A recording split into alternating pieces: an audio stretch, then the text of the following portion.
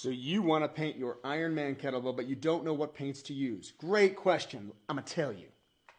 Okay, so when you start out with the actual kettlebell, just the raw kettlebell itself, you're going to want to start with a prime. So this is your base. It's the very first thing you're going to want to do for your prime coat. Just spray paint the whole thing. You can decide in advance whether or not you want the handle to be painted. I didn't paint mine with this stuff just because when you grip the handle over time, it's going to wear and tear. Just something to keep in mind.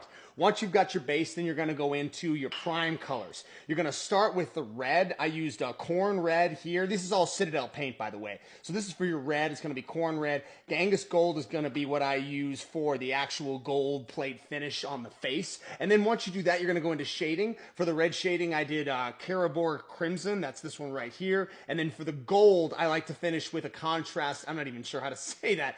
Iander yellow, however you pronounce that. That's what I do for the shading. And then for the final touch, you're going to want to make sure that you coat this in a varnish. Something that is really good with metal. This is a Rust-Oleum. I just picked this up from Home Depot. This is probably the easiest of all these paints to get your hands on, but this is what you're going to want to finish, and you're going to want to do probably 2 coats. I did 2 coats because, again, this is a kettlebell. You're going to bang it on stuff, you're going to drop it, you're going to move it around. Your paint will chip and come apart if you don't have a really intense varnish finish once you're finished doing all your paints. But that'll give you a good roadmap to start with.